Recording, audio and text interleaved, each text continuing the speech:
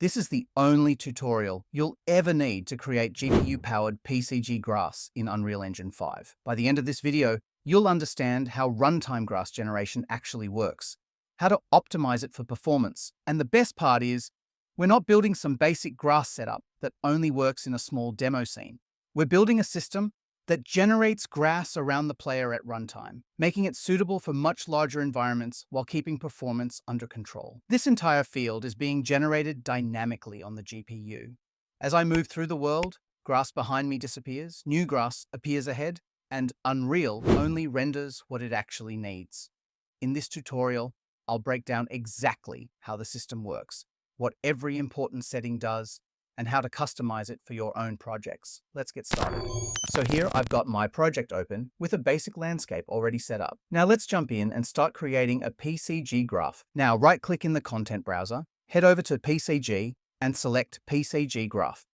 Once this window pops up, just search for grass and choose this template. With that selected, go ahead and click Initialize from Template. Before we do anything else, let's give the graph a proper name. I'm going to call mine PCG_Grass. Now, if you right-click in the content browser and can't find PCG in the menu, don't worry. Just head over to Edit and then Plugins. Search for Procedural and make sure the Procedural Content Generation Framework plugin is enabled.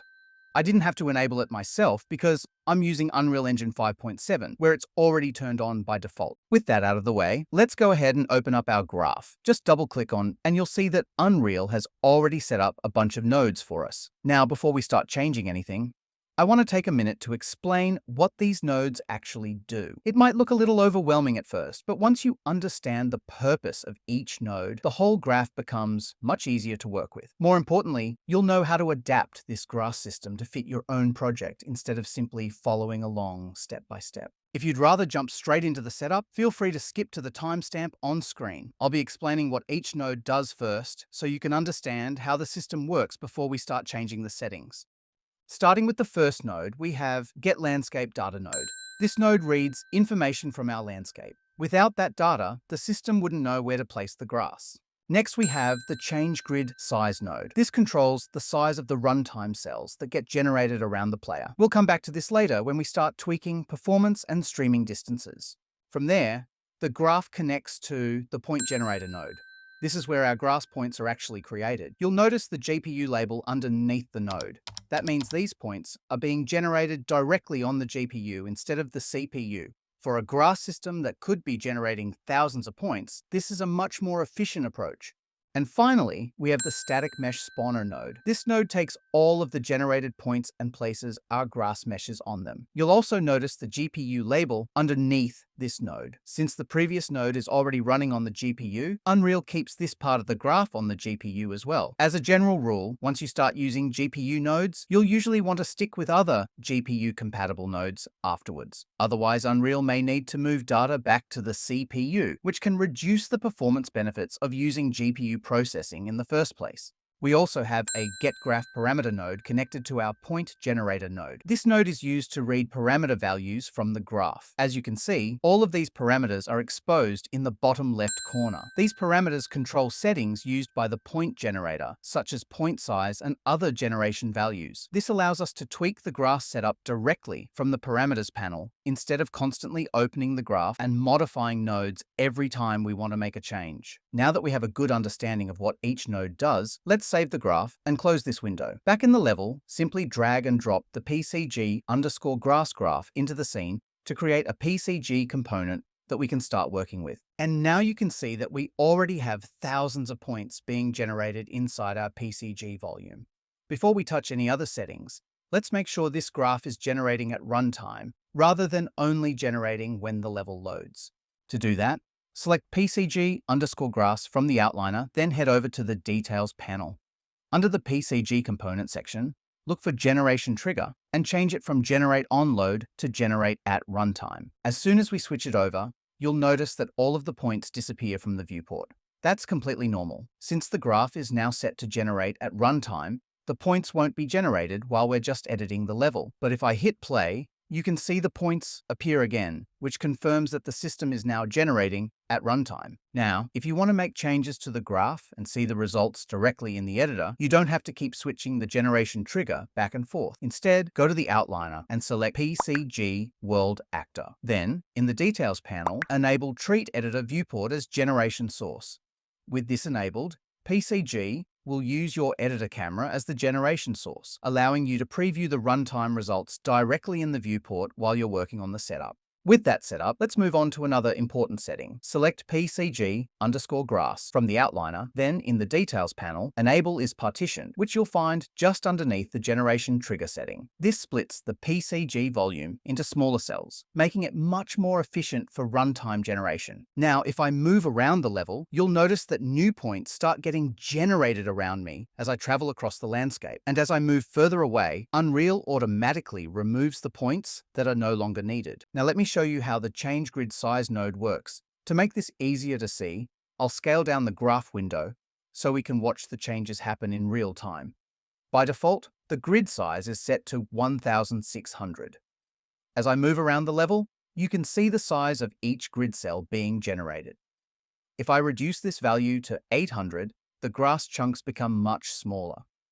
At first glance, it might look like the grass is generating faster, but there's a trade-off. Since the cells are smaller, Unreal now has to generate and manage more of them at the same time. That means additional work for the system, which can increase the overall cost of the grass generation. For that reason, I'm going to stick with the default value of 1600, as it provides a good balance between coverage and performance. Next, let's take a look at the Point Generator node. As I mentioned earlier, this is where we control the number of points being generated. By default, the value is set to 262,144, which is far more than we need for a grass system like this. I'm going to reduce it to 4,800 instead. You can see that the points are still there, but they're now much harder to see because there are far fewer of them being generated. Let's save that value and close the graph. Now, instead of opening the graph every time we want to make adjustments, we can use the graph parameters to control the size and density of these points directly from the Details panel. Now, just click on the small drop-down arrow,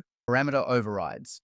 Here you'll see all of the parameters that we exposed earlier in the graph. The first ones I'm going to adjust are Point Scale and Point Scale Max.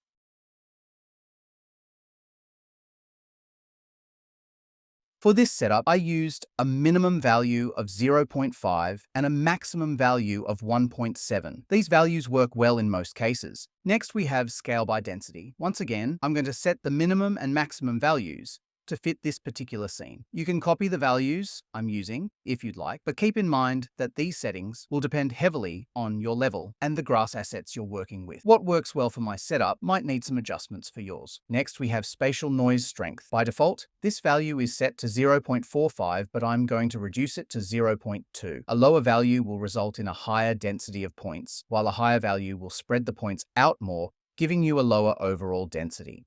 And finally, we have our points looking exactly the way we want them. These are the main parameters I like to adjust here. In my experience, the default values for the other settings work really well, but feel free to experiment with them if your project requires it. With that done, let's increase the size of our PCG volume. For this scene, I'm only going to scale the volume on the X and Y axes, since my terrain is relatively flat and doesn't need any additional height. However, if your landscape has mountains, hills, or other elevated areas, you'll also want to increase the scale on the Z-axis. This ensures the volume covers the full height of the terrain and allows the grass to be generated properly across the entire landscape. Now it's time to replace these placeholder meshes with some actual grass. Open up the graph again and select the Static Mesh Spawner node. Under Mesh Entries, click the trash icon to remove the default mesh that's currently being used for the preview points. Once that's done, click the plus button a few times to add some new entries. I'm going to add 2 or 3, but feel free to add as many as you need, depending on how many grass variations you want in your scene. Now, expand the descriptor dropdown, and here you'll find a static mesh slot. Click on it and search for your grass mesh. If you already have grass assets in your project, they should appear in the list. If you're not sure what your grass meshes are called,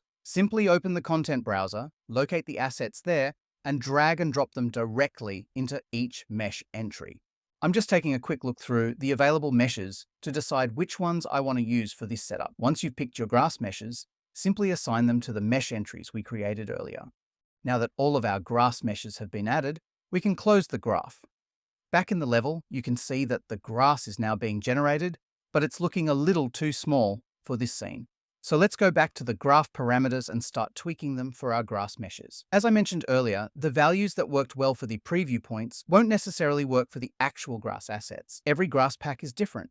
So feel free to adjust these settings until you get a result that looks right for your project. For this setup, I'm going to set the spatial noise strength to 0.25. I'll also increase the point scale min value to 0.8 and the point scale max value to 2.5. Finally, let's increase the density scale min value to 0.5 and the density scale max value to 2.1. These values work well for the grass assets I'm using, but don't treat them as universal settings. Depending on your grass meshes and the overall scale of your environment, you may need to adjust them to get the look you're after. Now we have real grass in the scene. If I jump into play mode, you can see the grass being generated as the character moves around the level. The next issue is that the grass is generating invisible square-shaped chunks, which doesn't look very natural. Before we fix that, let's make a quick optimization inside our PCG graph. Open the graph and select the Static Mesh Spawner node. In the Details panel, search for shadows and disable them for some of your grass meshes. We're doing this to reduce the rendering cost of all these grass instances. Just keep in mind that you don't have to disable shadows on every mesh. In my case, I'm going to disable shadows on 2 of them and leave shadows enabled on 1 mesh so the grass still retains some natural shading and depth. Once that's done, search for Cull in the Details panel. Here, we'll adjust the instance cull distance values for all 3 grass meshes. For the first mesh, I'll use 1,500 to 2,500. For the second mesh, I'll use 1,900 to 2,700. And for the last mesh, I'll use 2,100 to 2,900. Once you've finished, save the graph and close it. Now, if I jump back into play mode, you can see that the grass blends much more naturally into the distance. We no longer get those obvious square-shaped chunks, and the overall transition looks a lot smoother.